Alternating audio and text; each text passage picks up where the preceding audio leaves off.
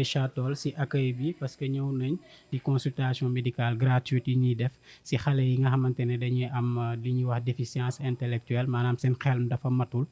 Donc dans ce cadre ñëw nañ fi tey gis nañ lu toll si lu toll si juróom fukki xale si consultation bi.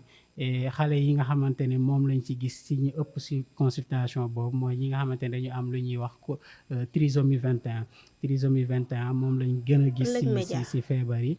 En même temps également gis nañ yeneen xale yi nga xamante ne dañoo am lu ñuy wax ay paralysie cérébrale maanaam si seen cerveau daf si am ay cellules ay cellules yoo xamante ne dañu dee boobu ñu dee moo tax soit seen cër benn day bañ wala bu ñu waree wax duñu wax wala ainsi de suite.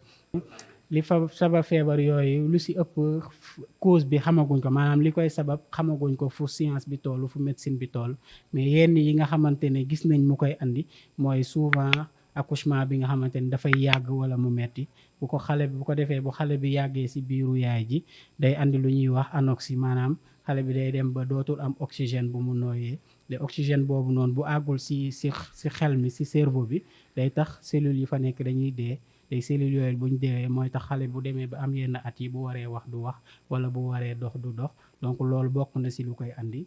Donc loolu aussi dañ ciy sensibiliser ñi nga xamante ne ñoom ñooy jigéen ñi buñ demee ba tollu phase boobu ñuy am suivi maanaam ñuy dem sage-femme bi wala gynécologue bi di leen saytu di xool seen grossesse fu mu toll chaque fois def li nga xamante ne moo si war donc dina éviter complication yooyu. buñ demee ba war a accoucher aussi buñ gisee ne que accouchement bi day andi problème ñu proposer leen ñu war a def césarienne boobaa ñu nangu te xam ne loolu moo gën si ñoom parce que accouchement bi lu muy gën a yàgg xale bi di gën a am ay gàllankoor.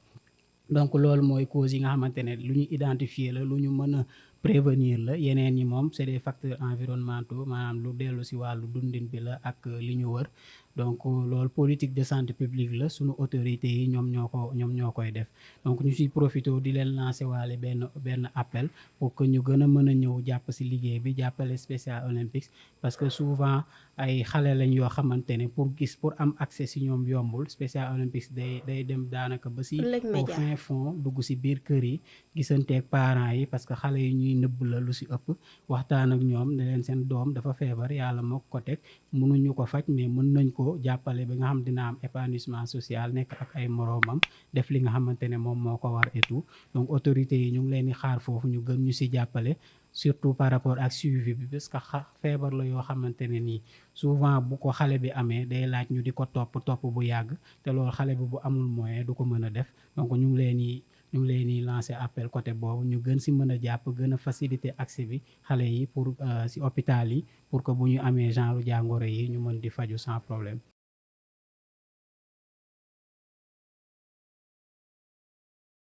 Nous avons eu à consulter une 50aine d'athlètes et les pathologies les plus en vue c'était la trisomie 21 parce qu'on a eu à avoir beaucoup de cas de trisomie 21. Également, on a eu à avoir quelques cas de paralysie faciale qu'on appelle communément IMC, infirmité motrice cérébrale. En fait, la plupart de ces pathologies, c'est des pathologies congénitales, c'est-à-dire les enfants naissent avec. Et bon nombre de ces pathologies également, la cause n'est pas souvent bien définie. Jusqu'à l'heure où la science est actuellement, on ne parvient pas à déterminer la cause exacte de la plupart de ces pathologies-là. Maintenant, il y a d'autres pathologies où on parvient à identifier les facteurs de risque qui peuvent être environnementaux, mais qui peuvent être également liés à l'accouchement. Par exemple, si on a un accouchement qui est dystocique, c'est-à-dire qui se fait d'une manière prolongée, la femme a eu à faire un travail long, ou bien l'enfant a été coincé avant de sortir, ça provoque ce qu'on appelle une anoxie fœtale. Donc qui dit anoxie dit qu'il y a un manque d'oxygène au niveau du cerveau et les neurones ne peuvent pas vivre sans oxygène, donc ils vont mourir. Et cette perte neuronale-là, ça va se traduire ultérieurement par ces genres de pathologies, ces genres de paralysie-là qui va aboutir à l'infirmité motrice cérébrale. Donc ça, c'est des causes identifiables. Les complications peuvent être prévenues. Pour ces pathologies-là, on peut par exemple sensibiliser par rapport au niveau gynécologique, au niveau des sages-femmes, sages-femmes, des gynécos pour par rapport à l'accouchement. On peut faire en sorte que l'accouchement ne soit pas dystoxique la plupart du temps et surtout qu'il y ait un bon suivi pendant la grossesse, que la femme soit bien suivie au niveau avec les sages-femmes ou bien les gynécos, qu'elle respecte ses rendez-vous et au cours de l'accouchement, qu'il y ait un plateau technique assez relevé pour pouvoir prévenir certaines complications, de sorte que dès qu'il y a ces complications-là, on part à la césarienne pour éviter cette souffrance fœtale-là qui va aboutir à l'anoxie. On sait que souvent, c'est des enfants qui sont cachés au niveau des familles, donc d'où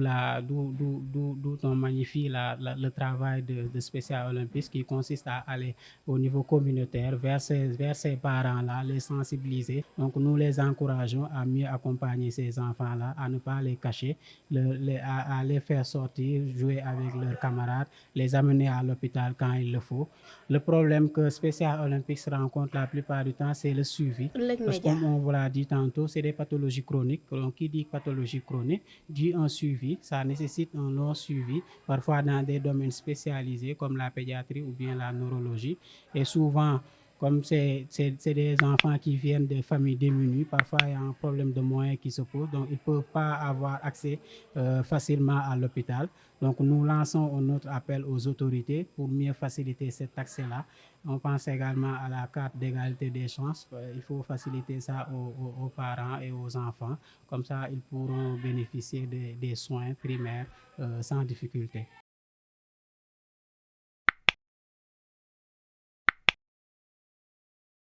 Audio Jungle.